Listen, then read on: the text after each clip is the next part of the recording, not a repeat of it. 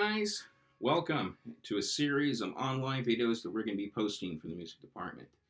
Uh, what we're going to do today, we're going to talk about the blues, and we're going to see how it applies to horn players, how is the scale built, when to use it, when not to use it, and how to practice it. So we have a few things to talk about. Okay. So the first thing we're going to do is we're going to talk about the C major scale. And what we're going to do with the C major scale is we're going to assign a note for each tone in the C major scale. C major scale is C, D, E, F, G, A, and B going up. We're going to assign a number to each one of those tones. 1, 2, 3, 4, 5, 6, and 7. We're going to assign a number to each one of those tones because it's going to help us find out the formula on how to build different scales and patterns. And it will allow us to quickly go to a new key automatically without thinking of the actual key. We're just thinking of numbers. So once again, C major scale, C, D, E, F, G, A, B, will equal 1, 2, 3, 4, 5, 6, and 7. So now we have the C major scale, and we've assigned a number to each tone in the C major scale.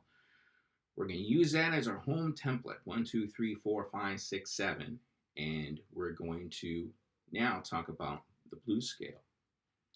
So in relationship to the major scale, the blues scale is 1, flat 3, 4, sharp 4 or flat 5, 5, flat 7. Once again, 1, flat 3, 4, sharp 4 or flat 5, 5, and flat 7. Doing that in the key of C, if we have our C major scale, the 1 is C. The flat 3 is E flat. The 4 is F. The sharp 4 or flat 5 is F sharp or G flat. The 5 is G. And the flat 7 is B flat. So when do we use the scale? When do we not use the scale? First of all, we're going to talk about when to use it. Now, you can use it on the blues, of course, and you can probably fit or force the scale into practically any situation. But there's a couple of different progressions that we need to talk about of the blues.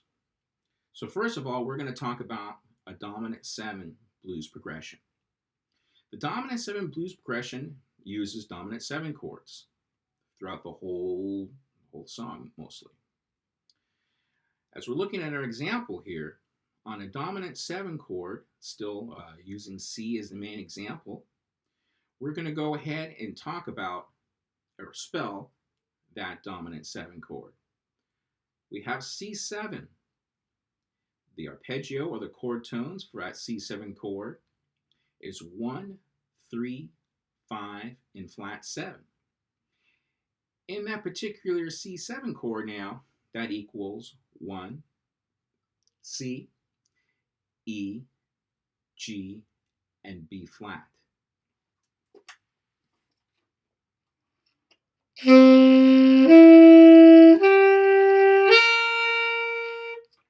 All right. So this particular chord and scale, the blues scale that we're going to use, will fit nicely over this particular chord that we got going. As we look at our example, the 1, which is C, fits nicely. It's the root. We look at the flat 3, which is E flat. That's what the blues is mostly about, is that flat 3 to 1 aspect. Tension and release. Flat 3, 1. So that works as well. The 4, which is F, it's kind of a leading tone, but it still works really, really well.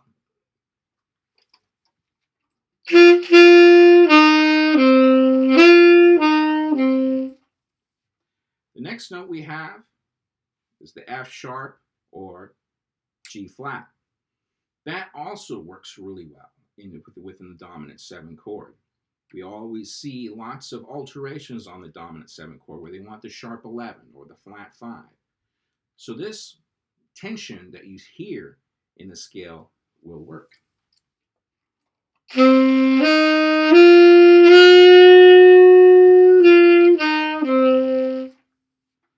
All right, now we have the next interval, the 5th interval, which is G.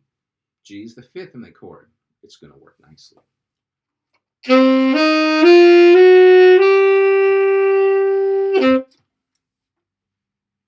The next and final note in the blues scale that we have is a flatted 7th. In this example, it's B flat. That also creates tension, but as we know, it fits the chord perfectly. B flat is in the C7 chord.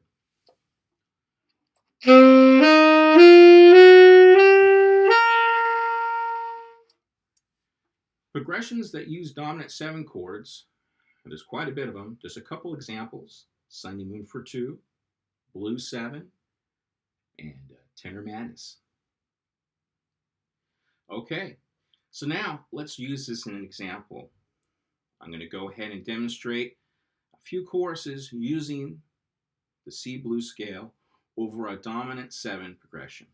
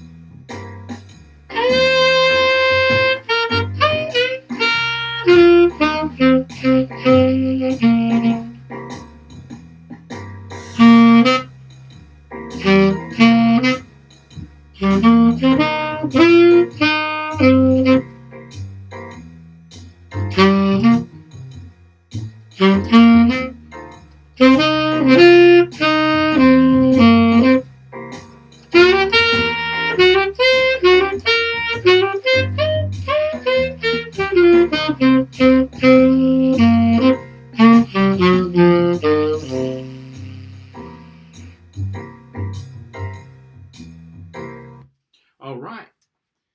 So all those tones that I use, they work great. It really makes you look like you know what you're doing, even if you don't. But the cool thing about it is all those tones work really great. The flat 3rd, the flat 5, the flat 7, they all fit within that particular home base. And even when the chords switch to the 4 chord, a lot of those notes still work. They still work, and it sounds good. So now we're going to use that same blues scale over a minor blues progression. Some examples would be Mr. PC, Equinox. So we're going to use the C minor 7 chord. 1, flat 3, 5, and flat 7.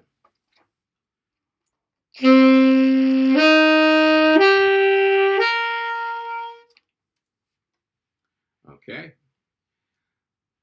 First note of the blues scale works great with the root. It is the root. The next note in the blues scale is the flat 3rd. That is also in the minor 7 chord. The next note is the 4th.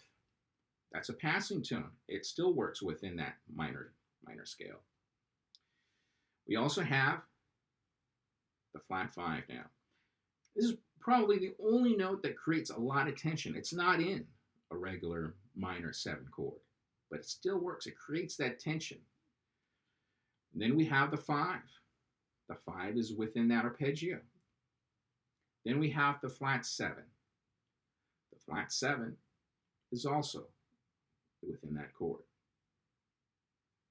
Okay, so let's now play this scale, and let's use this scale over our minor blues progression.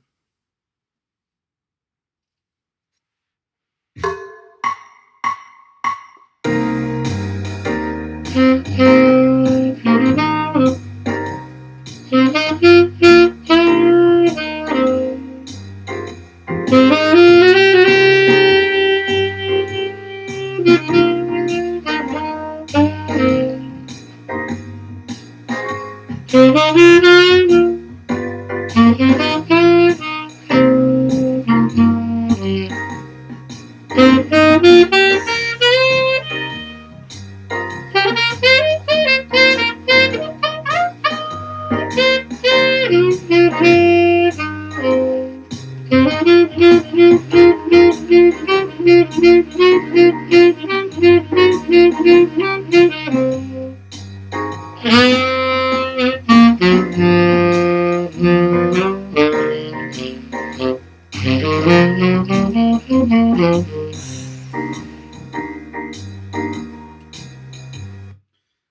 right, sound okay? We weren't making any jazz history, but it works all right. Now, this is where we get to the part of where not to use this particular scale. So let's look over a major 7 chord. We are going to use a C major 7 chord. C major 7. We have 1, 3, 5, in major 7. In C, that equals to C, E, G, and B.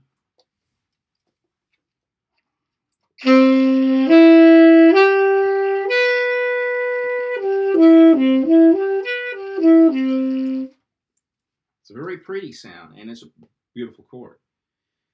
But in this particular example, we don't really want to use our blues scale. As we see, C equals C, 1 and 1, the root, that's fine. Now we get to the flat third. The flat third in the major scale doesn't sound that great. It clashes. It can be used as a passing tone, but you want to already establish the natural third first. As we look at our blues scale, there's no E in there. The natural third is not in there. Instead, we just have the flat third. And it can be used for tension, but it just really does not sound that great, in my opinion. The next note, the 4, which is F, that's a passing tone. That's normally going to resolve to the third, or to E, or it's going to go up to the 5th, G. In this example, there's no third, as we already realized and we already discussed. There's no natural third, there's no E. So it's in there, it's a passing tone, but it's, the note before it was a passing tone. Next note we have is the flat 5, or the sharp 11, or, flat 5 or the sharp 4. Although in some chords, major chords, we do have that interval. In this particular example, it's just the wrong sort of statement. It doesn't create a lot of nice things, I guess I would like to say. The next note we have the 5th, G. That's another note that works good. So far, the only notes that work great is the first note and then the 5. So 1 and 5. Now we go up in the flatted 7. There is no B flat in a C major chord. In fact, it sounds pretty bad if you try to lay on that note. The only way you can use it is in a passing tone. Here, it just seems to clash. Let's go ahead and give it a shot. Anyway. So we're going to go ahead and give this a try. There are some scales to use on this, but we'll talk about it on the next video, and that's called inversions, an inversion of the blues scale. But for now, with our pattern that we have, we're going to use this here on this major blues progression. Examples, I can't really think of any off the top of my head, but I'm sure Cannonball Adderley has some. Major has a real happy sound. So there aren't too many of these happy blues songs, and that's kind of clashing, right? But anyway, we're going to use our same scale, blues scale, over a major 7 progression.